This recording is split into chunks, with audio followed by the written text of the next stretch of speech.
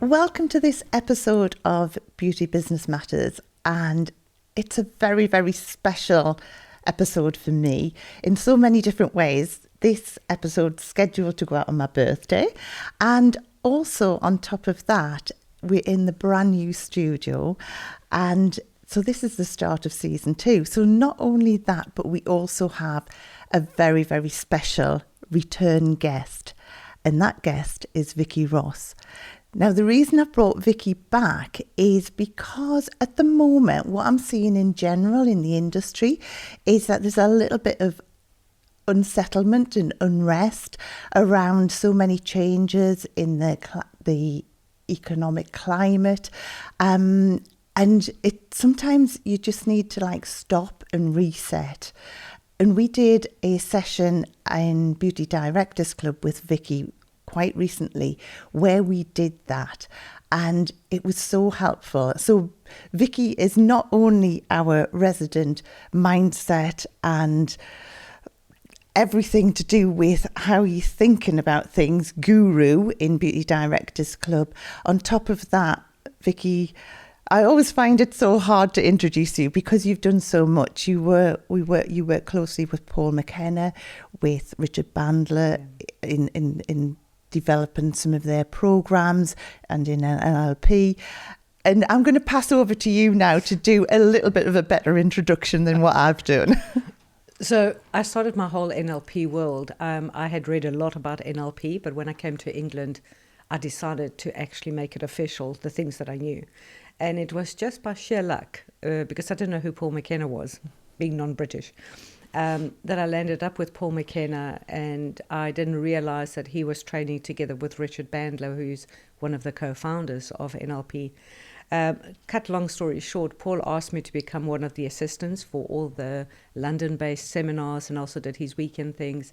And I did that for about 8 years, being one of the assistants. So it was brilliant. Yeah. Worked with some fantastic people and learned over and over and over what it takes to shift somebody and to help them create something different and something new, to shift them from what they're doing. So although I do a lot of things and it feels like, hey, you're doing this, it's always based on one thing. How do you create change? How do you create a life that is based on your terms? Mm-hmm. Do you need to look at what's happening to your physical structure? Do you need to know what's happening with your mental structure or your emotional structure, your energetic structure? So being the kind of person I am, curiosity, I've kind of gone into all of that because there's always something that's going on. Yeah, and that's why I thought this is perfect timing, because obviously, when we went out to Malta, you came out to Malta with us to our Beauty Directors Business Boot Camp, and the short time that you spent with everyone had such a huge impact. So now, as I say, we've known each other for many, many years, but you're just my go-to person for understanding why you're thinking as you are. And that's why, as I say, I just thought it's perfect timing to bring you back, because there is so much change going on it is. It's massive. And business is changing, and it can be quite a worrying time, because at the moment we're all having to increase our prices, all of these different things, and it can put you into a little bit of overwhelm. So I just thought, right, Vicky, if you can help us to rethink how we're thinking, that would be awesome. Yeah, because the thing that I love is making sense out of the nonsense. Yes. And right now there's a lot of nonsense going on, and if people don't understand themselves and don't haven't raised an awareness about their thinking, their feelings, and then their actions, then everything goes haywire, and they don't understand why, and it just piles up. So I love bringing understanding, and I love educating. And the stuff about overwhelm, it's interesting. We know, we say, oh, I'm so overwhelmed, and everybody goes, oh yeah, I know what that means, but do we really know what that means? Because you never hear somebody saying, oh, I'm so underwhelmed. Yeah.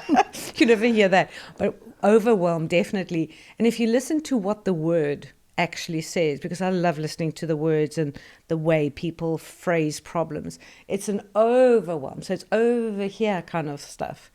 And what we really loosely understand without going deeper is that I'm overloaded, I've got too much, I can't cope. So I love David Rock's definition of how to explain what's going on to the frontal cortex in our brain, because there is a physiological problem that we're doing. So he says, have a look at your frontal lobe, okay? And this is your rational part, this is your creative part, your problem solving, this is your planning part of your brain. See it as a stage, as a theatre stage. Now, it's not a very big stage, but it is a stage. Now, if we bring two actors on there and we put the right spotlights, we've got the right mics, what they're saying and what they're acting, we can follow, because it's quite simple. But imagine that somebody has this bright idea, which is the director, which is you, and goes, oh, bring some more actors. You go and practice Macbeth while you're doing Hamlet, and you at the back do 12 nights. So suddenly you've got 3 plays going on, and everybody's just doing their own thing, and the lights are not always at the right place, and somebody's shouting and somebody's not speaking loud enough, and it becomes difficult to navigate and to understand. And in comes another little play that we invite in. So if you start having, say, 3 or 4 or 5 different ideas or concepts going on in your brain, your brain can't work it out. It can't listen, it can't focus, it can't plan, it can't do anything. And therefore, the energy, just from a pure energetic point that we are putting in navigating this stage with too many plays and too many players, just starts to collapse, because your brain's going, I can't do this. And this is why we feel that overwhelm, where we feel completely like, I don't know what to do. Yeah. And the thing is that, especially in times like now, the thing is that, it's quite easy to think, right, we just need to work harder. We need to be doing this. We need to be doing that. And it just does go into overwhelm, total overwhelm. And it is. And the thing is, we can go as far as saying, okay, so we understand what overwhelm is. We've given ourselves too many tasks in the time span that we've got. So, you can say, well, you can do 7 tasks over 7 weeks. But if you're giving yourself 7 tasks over 3 hours, then suddenly there's pressure. So it's about your capacity to do all the things that you've placed in the time that you have. Because I hear this often when I work with my clients, whether they're directors or business owners, whatever they are, that, somebody will come and say, can you do it? And that will put the pressure on, because if they say, no, I can't, it kind of presupposes that I don't have the capacity, the capability. But actually what we should be answering, saying, yes, I can do it. When do you need it? And if it's like, I need it now, I can't do it now, I don't have time. So when we start to overload our brains because of the time span that we've got for the tasks that we've got to ask ourselves a deeper question. Because it's one thing understanding overwhelm. My bigger question is, what has to be true in you to do that to yourself? Why do you have the need to put 5 or 6 complex tasks on your plate, on your frontal lobe, on your stage, and then have to prove yourself capable? I think sometimes you can't help it though, can you? I mean, I know all of this sort of came about because I did a post about stopping and resetting, because at that time I'd been down here, I'd been recording podcasts, then I was straight off to do 3 events, then I forgot there was something else I was doing, and I literally got to the point where I just thought, I've just got to stop, because I see it so many times where when someone doesn't stop, your body will stop you. And it has to do, again, if you just, never mind looking at the belief systems that are driving the behavior, if you just look at what's happening to your body, thinking takes a lot of energy. And then when you're overthinking, that you're creating that overwhelm, you're burning your body down. And if you're just pushing and pushing instead of allowing your body to pause, it will get to the point where it will pause for you. And this is where you get sick. Yeah. And it starts with a mild cold, and you get flu, and and I've seen all sorts of weird things coming up in people where they're forced to have rest, and that's because we're not allowing the body to re-energize. But there is that other side, isn't it? Because then because I just thought, right, I'm just going to do nothing, and I just had a really long lie in bed, but then the guilt kicks in, doesn't it? Thinking, I should be up, I should be doing something. So how do you manage it where you just give yourself that time to reset, and how do you stop and reset? This episode is brought to you by our amazing sponsor, Forest Salon Software. I'm especially delighted about this partnership because I've known CEO of Forest, Ronan Percival, for over 12 years, and he was also the first guest on this podcast. The Forest story began with a genuine love for the salon industry, and their passion for helping businesses thrive is what makes them such a great synergy and such a great fit for this show. They bring so much energy and enthusiasm to helping and supporting salons. And as part of this partnership, they are offering an exclusive deal for our listeners. It's a huge 50% off Forest Salon Software for the first 6 months. It's an incredible saving, especially in today's climate, and a great way for your business to stay focused and strong for 2025 and beyond. If you'd like to take advantage of the offer, simply check out the sign-up link in the show notes, and be sure to mention the podcast when you speak to their fantastic team. And thanks to Forest Software, and now back to our incredible episode.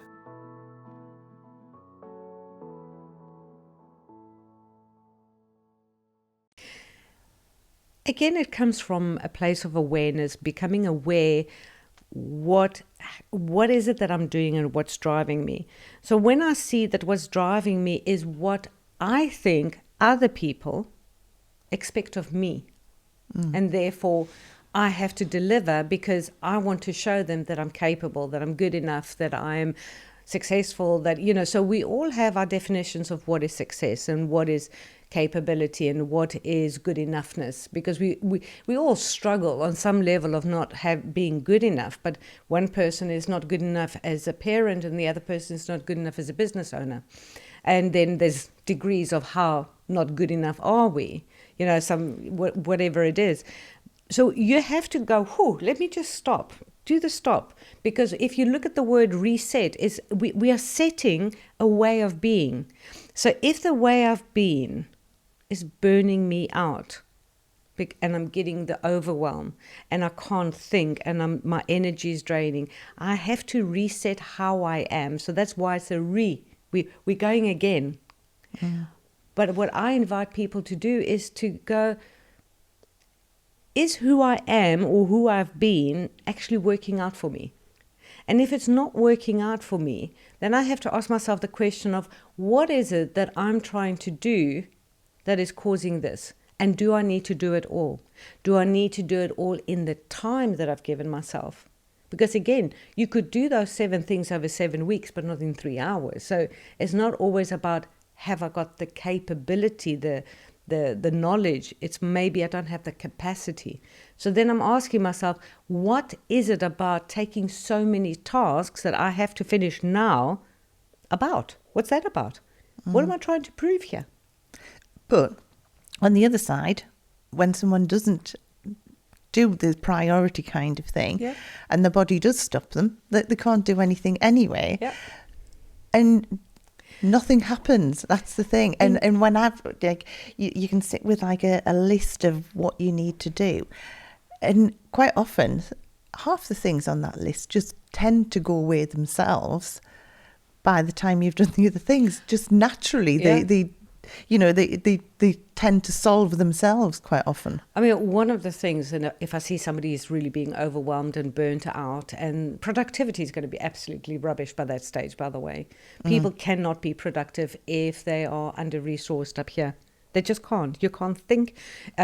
All your actions are going to be slower. All your problem solving is going to be slower.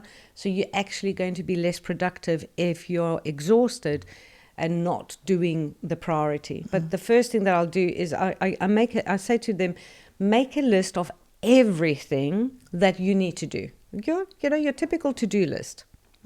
And then I get them to go, right, step 2, once you've got your to-do list, is what is absolutely urgent and what is important. A bit of the Stephen Covey stuff.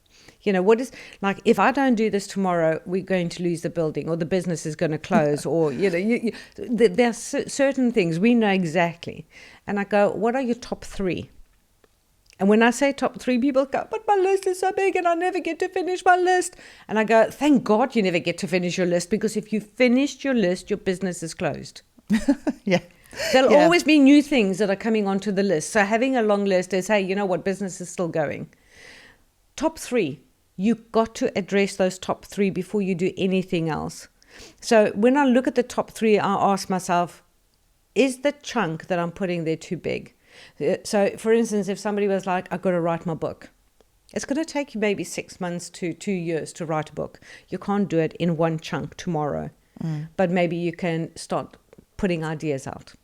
Spend 2 hours putting ideas on what I want to write on the book, or whatever it is, or write 1,000 words on my chapter if I've done the planning, or whatever it is. So you have to break things down into doable bites. We don't climb the mountain in one day. We go step by step. It's like, you don't eat an elephant in a day or an aeroplane in a day. You've got to eat it bite by bite.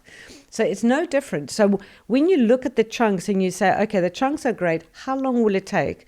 And all right, this is going to take me 30 minutes. How long is that going to take? This is going to take me 2 hours. And this one's going to take me 1 hour. So you're basically looking for 3.5 hours that you will prioritize on what you need to do to feel successful. Because when we go into the emails and to the phone calls, and you're actually serving others. It's like, I will email you to say, hey, Susan, I'm doing this thing and I need this info that you promised me. So can you please give it to me? Which means I need some stuff to carry on. But if you stop your things to service me, I'm happy. And you haven't done your stuff. True. Yeah. You've got to prioritize yourself. It's you first. Oxygen mask on you first. But we tend to be the nice people. We want to be, oh, look how, I can do everything. How helpful we are. How helpful we are, how nice I am. And therefore, I'm going to do everybody else first to get to the end of the day and not having done me. But I think as well, in general, in our industry, that's a thing, because you dealing with clients all day and you're giving all of your energy. Yeah. And it can just drain you. I can remember when I used to have like a full column, and I would go home and I was just mentally drained. And again, I just have to just sit. And again, is really understanding what is your capacity for today. So if, like, for instance, I know that if I've got 3 clients today, which doesn't sound like a lot, but my stuff is all brain stuff. It's all thinking and then doing whatever. I don't put a lot of anything else. I put some stuff around them, but I tend to keep that day quite clean. Yeah. Because I know how much energy it takes from me to listen constantly, consciously, and understand what they're saying, to reflect it back and shift them and help them move. Whereas if I'm just doing a day where I'm doing recording or admin or phone calls or things like that, I've got more capacity. So I have to recognize how much I can do, because people think, oh, well, if we're looking at chunks, because there is a study that we can do 5 to 9 chunks of information we can follow, and then the brain drops it. The more complex the chunk is and the more new it is, the more energy it requires. It requires more of the stage. Yeah. So if it's something that we know and it's simple and it's a repetitive kind of thing, we can do more things and we will still feel okay. But the overwhelm is typically, if you really think about it, people become overwhelmed when they're doing something that they think is really important for them and they don't quite know how to do it. So there's an element of, I need to do some research, I need to do some learning or training, I need to learn how to figure it out. I don't have 100% confidence to do something because it's a new thing.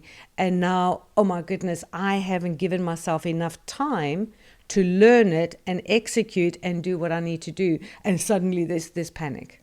I'll tell you what, another thing though, as business owners, what we tend to do is know how to do something instead of delegating it to somebody else. It's just easier, I'll just do it myself kind of thing. And that, I see that so many times. So I'm going to tell you a little story. I was working with a marketing director, and when we got to, like, hi, how you doing, blah, blah, she goes, oh, you won't believe it. I have spent 3 hours sourcing balloons. And I went, what? And she's got a team because she's the director. She goes, yeah, no, 3 hours to source balloons. I said, talk me through this. So they were having an event, and one of the things, they had to get balloons, and she just went, it will just be easier because she had a few new members in the team. It'll just be easier. I know who to go to, blah, blah, blah. So she just took it on. Yeah. And I said, okay, I want you to do me a favor. You know your salary per year? So she goes, yeah. So you don't need to share it with me, but can you work out, you know what it is per month, how much you get paid per month? She goes, yeah. I said, can you work it out to a week, to a day, to an hour, and times that by 3? And ask yourself the question, can you justify your company paying you whatever that amount is to source balloons when you've got a team? So it's a very typical thing that I see, that instead of business owners, managers, direct, whatever, you in the center, growing a team, it's like you being a parent and you growing kids up, you actually go, oh, let me tie your shoes, it'll be quicker. It's no different to that. Instead of empowering them. And what you're teaching them is not like, oh, I'm so nice because I do it for you. It's like, you can't do it. Your standards are not great. Only I can do it. So you're disabling unconsciously. You're disabling your team. They get to the point of helplessness. It's like, that learned helplessness, where they stop trying to do things because you're probably going to step in, or you will do it, so they don't need to do it, whatever the thing is. But it just basically disables a team from going forward. And you, as a business owner, can't step away from it because they'll always need you. They can't make a decision without you because you've taught them that. Yeah. And I see it all the time where, I think, like you say, they step back and think, oh, but Jenny just likes doing it herself anyway. or she thinks she does it better than me, so whatever, let her. Yeah. But it's going back to that list that we were talking about, never mind prioritizing your top 3. One of the things that I make people look at the list, I said, I want you to put an asterisk or highlight or whatever. What are the tasks on your list that you are uniquely qualified to do? There's like no one else can do it. For instance, like there's a lot of things I do, but nobody can speak for me, nobody can coach for me or do the therapy or do the training. That is, I'm uniquely qualified in my business for that. But somebody can do my social media, or somebody, there's other jobs that I do that somebody can do. So when you start putting that asterisk and then you're looking at the rest of the list, that is when you're saying, who else can do it? Or do we need to do this? Yeah. Because I've seen people, because of the overwhelm and not wanting, because when we are overwhelmed, what we're really sending to the brain is the message that I'm in danger. I mean, like, and even if you go, if you just do that, you're really sending a message to the brain saying there's danger. So you go on hyper alert. And when we're on hyper alert, we either run, fight, or freeze. So if we don't want to freeze, because if we freeze, everybody's going to go, what's wrong with him? Why haven't you done something? So what people will do is they'll do something. Yeah. And they'll be busy. Oh, but it wasn't my fault. I was busy pouring the water in the glass kind of thing, I didn't manage to write the report because I was cleaning the table, whatever it is. You hear people say, suddenly I was clearing out a drawer, was folding the washing, or, I was doing the towels. And I'm like, you're the salon owner, you've got apprentices, you've got other people, and you're folding towels. Yeah. But it's interesting how people go into that space of, I've got to do something. I don't know what to do. I can't figure out the problem. I'm in overwhelm. I've got too many actors on the stage. There's too many complex things going in my brain. I'm having a panic attack inside of here. The energy is dropping low and I've got to look busy. So I'll fold the towels while I let my brain cool down in hope that maybe I can think of what to do next. Yeah, totally. Can we just move a little bit on to the stories that we tell each other, ourselves? Because this is the thing, going back to sort of what I'm seeing in the industry at the moment is, there's people saying, oh, there's no great team members out there, there's no great staff out there, that business is bad and things. And I'm a firm believer in like the laws of attraction, and I just think if you're putting that out there, that's what's going to come back. And we've proved that in Beauty Directors Club so many times, because I just make it a positive statement and it'll turn positive. But it's very, very easy, isn't it? And how do you stop all of these negative stories that you tell yourself? So the first thing to understand about the story, because we do live out of stories. It's just that's how we function. We have a story. The story is the reason, the excuse, the blame, even the good stuff. Even the good stories are still stories. So stories are actually an opinion that we have about something. That's my story. So the story comes out of our perception. Yeah. The way I see how this turned out, when I then say it again to somebody else, that's the story. And two things to kind of say on this. The first one is that what comes out of my mouth, which is the story, is what I would call a surface structure. So it's just a summary. That comes from a deep structure, which is from the experience. And the experience itself is not the truth. I mean, you often hear there's 3 versions of the truth. There's yours, it's mine, and the truth. Yeah. So it's what your perception, my perception, and the actual fact. So when I listen to people talk to me about what their issues are, I'm listening to stories. That's all I'm hearing. Because very few people say the wall was white, the table was black, and the chairs were beige. Because those are facts. I don't think it's beige. It's beige. I don't think it's black. It's not my opinion that it's a shade of dark grey. It's black. Yeah. So when people tell you things, they'll always tell you their perception, which is in the deep structure, and then they'll give you the summary version of it. So then my question is, if this is the summary version, I can hear the distortions that they're coming up with. I'm curious about what's the full story. What has to be true in them about life, about themselves, about everything, for them to have this perception? Because when you're saying what we see is what we believe is true, it's because we're seeing through our lenses, our filters.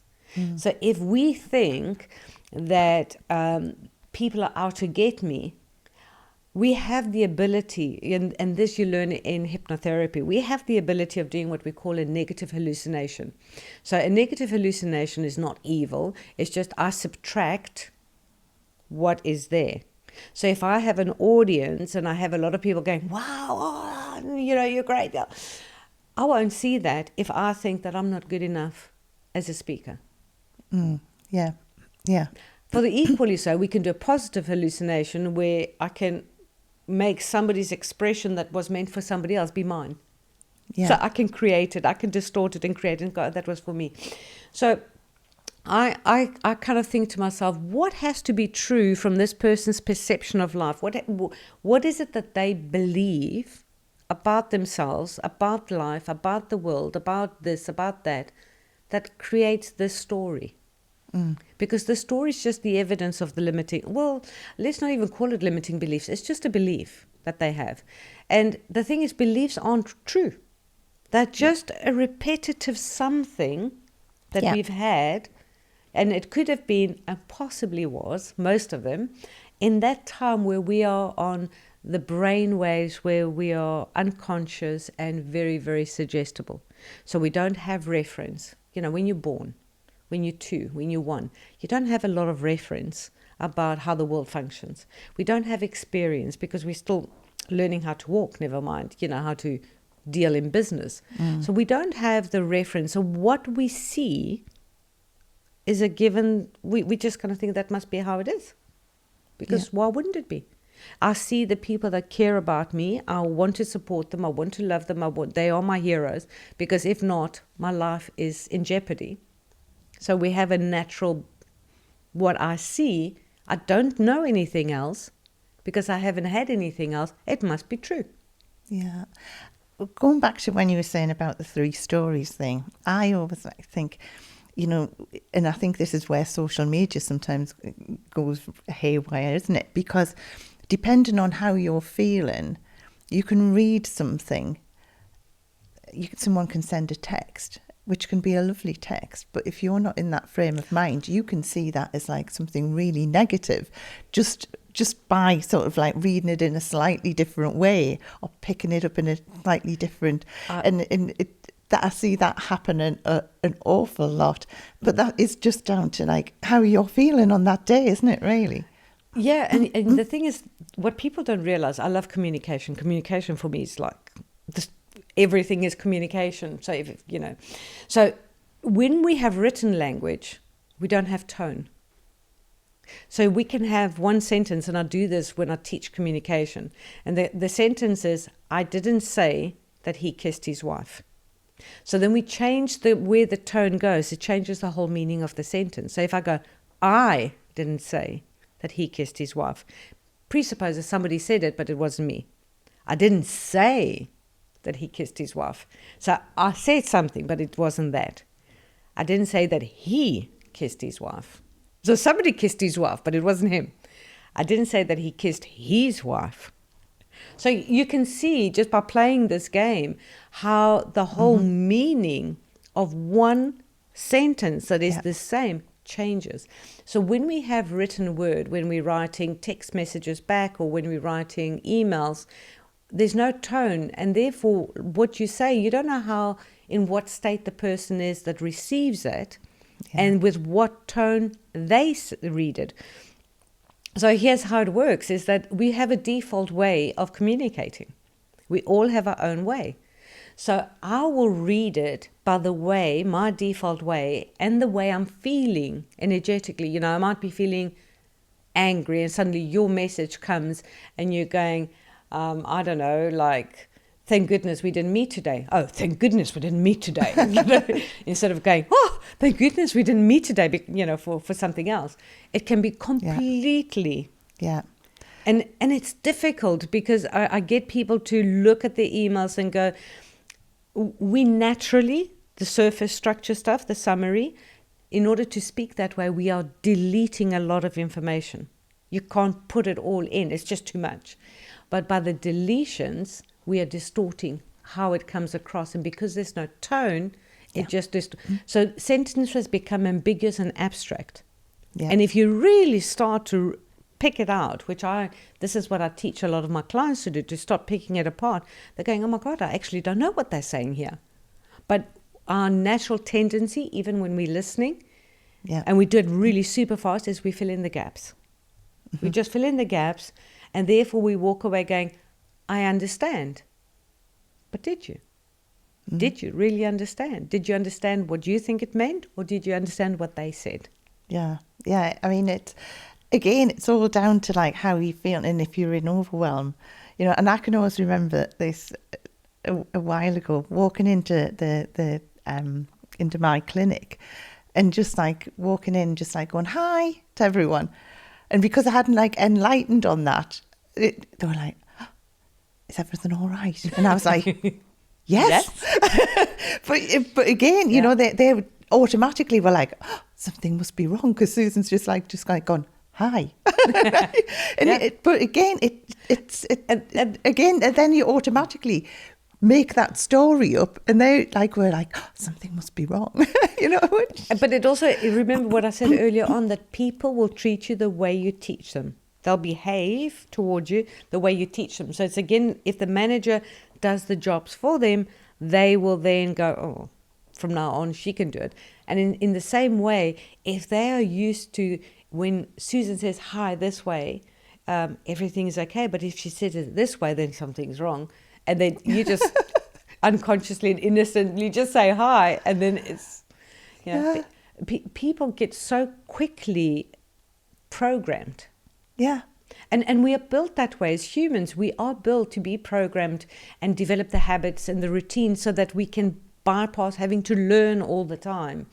But if we don't have the awareness about ourselves, our thinking and our emotions, that then determines our behavior, we've got no control about what is happening, which comes back to that whole thing of, we create the life that we have, but if we're not aware of the stories that we tell ourselves, because we need communication.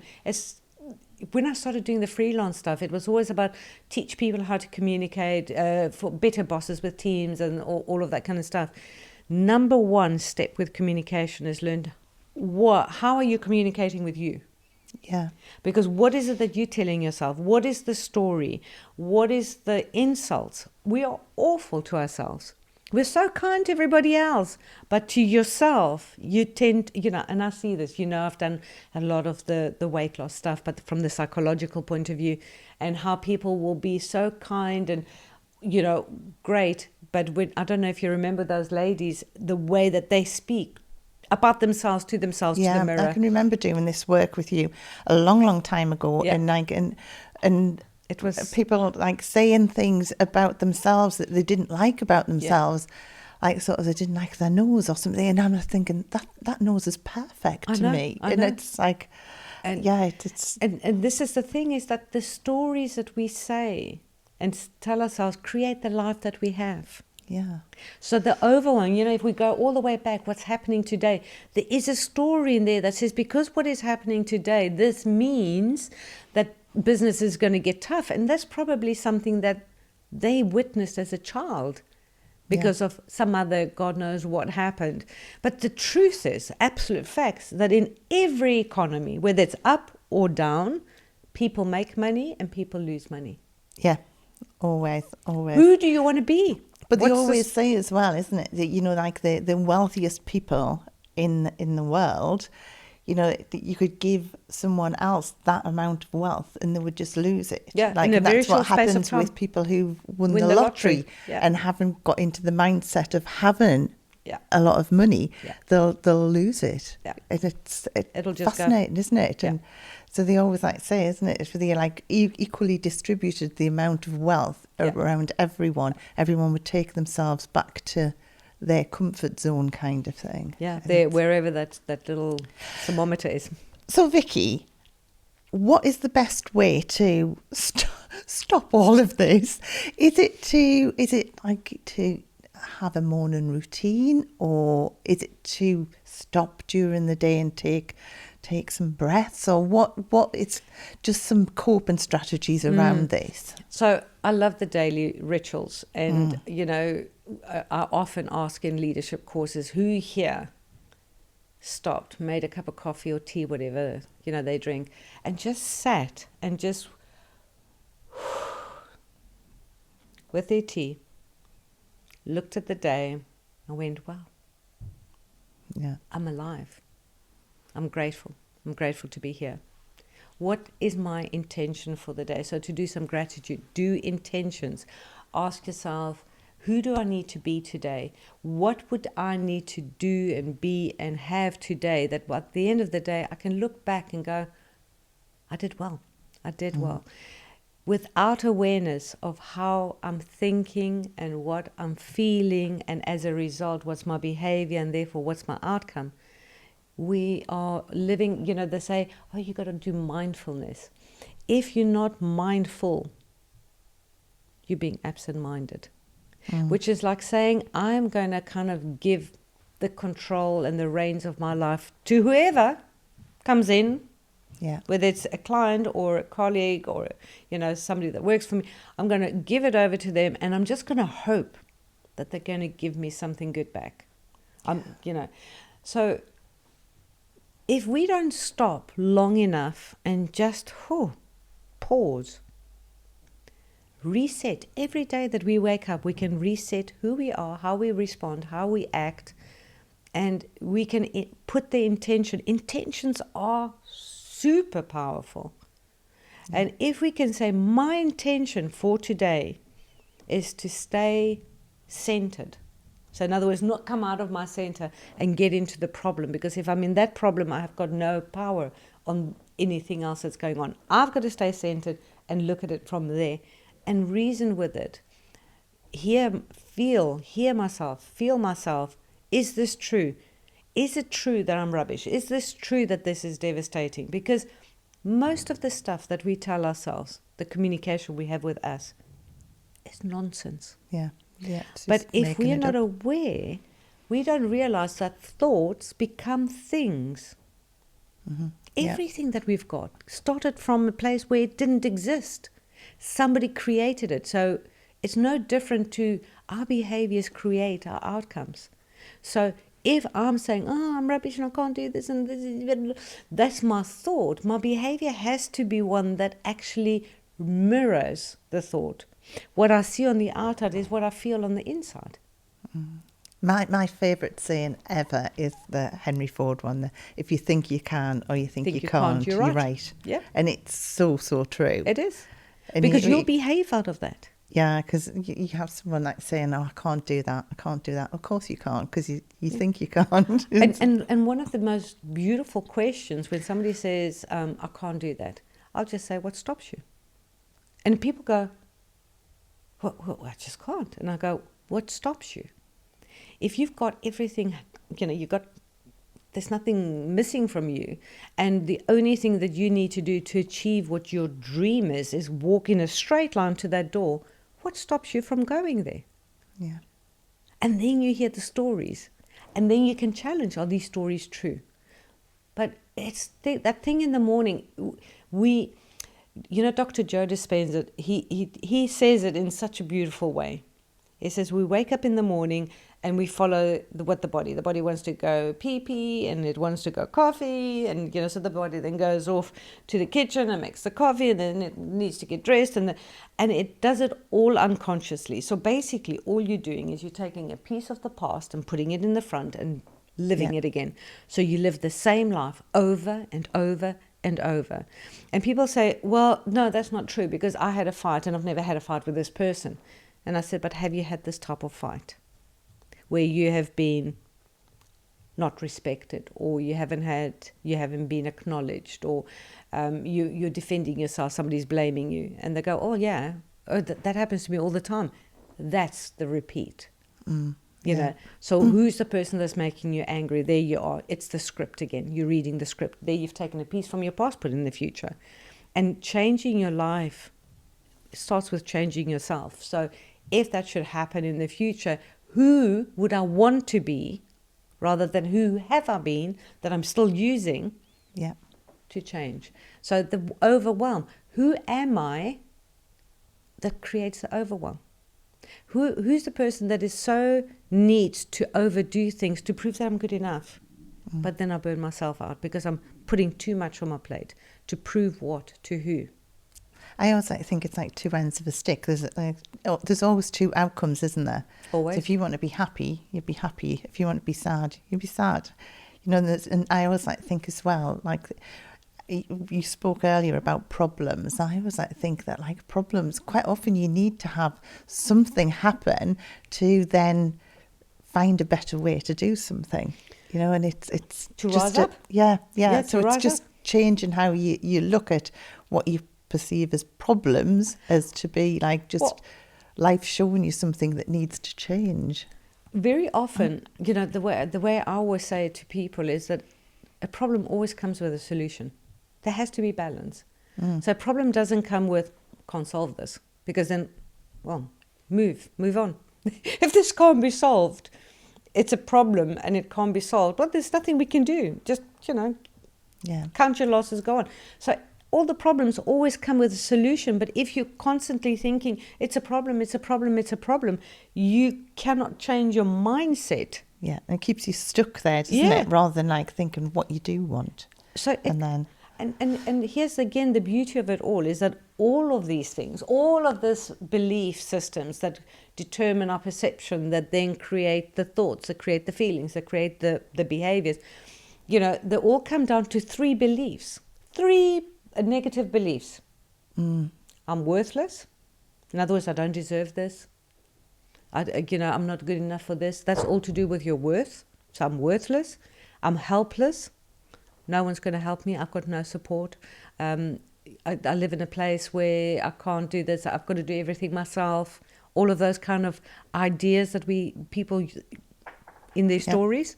I'm helpless. And the other one, it's hopeless. Look at the government, look at the world. Things can't change. This will always be, it's just going to get worse. Yeah. That's a hopeless situation.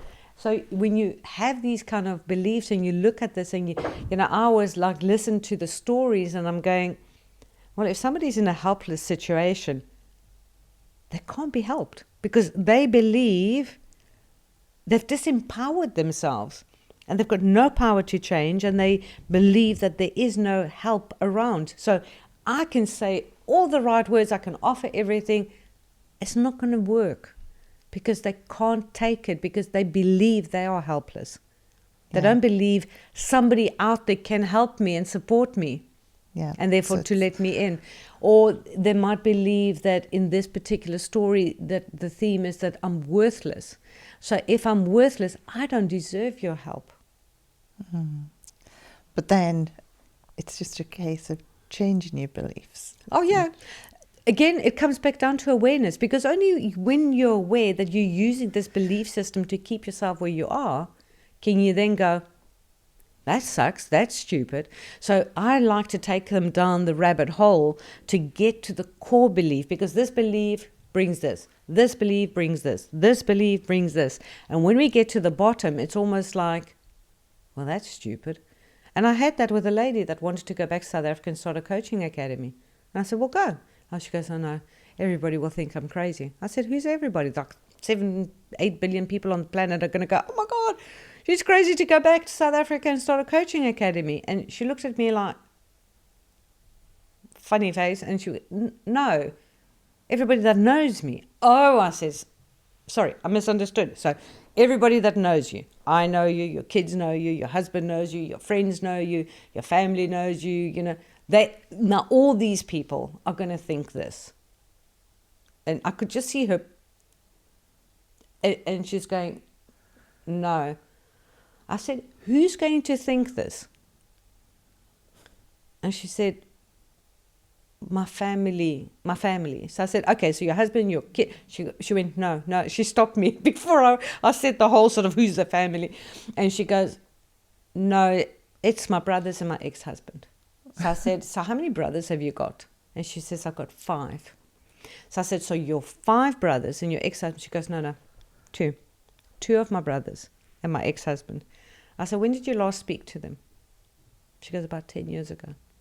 So 10 years ago, you had a conversation with your 2 brothers and your husband, sort of give or take, and their opinion is so important to you that you are holding yourself back to doing something that you're dreaming about and you're passionate about. And she sat there for a while and she thought, that is so stupid. It's stupid, isn't it? And I said, yeah. But breaking it down. Yeah, so, you know, sometimes that rabbit hole goes in a different way, but it's when I get it to the bottom that people go, I haven't done X, Y, Z, or I've been stopping myself, or I've been living in fear, whatever it is, because of this. Yeah, I know. Again, it's just all the stories. Now, Vicky, I know that, obviously, we're both big into meditation. And I know we haven't discussed this beforehand, but in the show notes, would it be okay if we had one of your meditations as something that someone could download? Absolutely. Because I know how helpful they are. And they're all just so short and so fabulous. Because as well, I always know that someone always says, oh, I can't meditate. Again, it's just a story you're telling yourself. And it's not all about shutting everything down. It's just a case of just having that time just to chill. Because meditation, a lot of people go, oh, meditation is for the spiritual stuff and it's this and it's for that. Let's just cancel all of this. Let's look at it from science, from a neuroscience point of view. Meditating cools your brain down. It brings your brain waves from high beta, which is survival mode, which is where cortisol and adrenaline are pouring into your body and your jet fuel is not taking off anywhere. It's really bad. Meditation will help your brain waves go down to alpha, theta, where you can actually be creative. You can start to restore, upgrade your protein production in your bodies. It's just brilliant. So never mind about all the other brilliant stuff that it does. Meditation is a time where you can just switch off. Yeah. Just, yeah. So absolutely. Oh, that'd be amazing. Thank you. In the notes, I'll give you a code that they go to my website, and if they get that, they can actually have it as a gift. Thank you.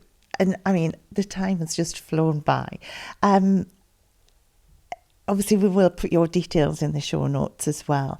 And I know now you are starting to do retreats and different things as well. So I know I'm coming on your retreat to Greece.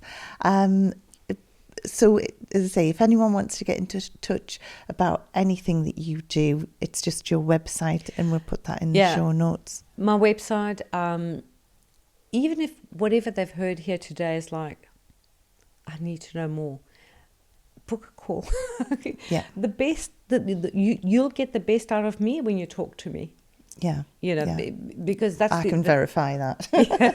Yeah. I mean, even, anybody who's interested in the retreat, I don't let anybody just book.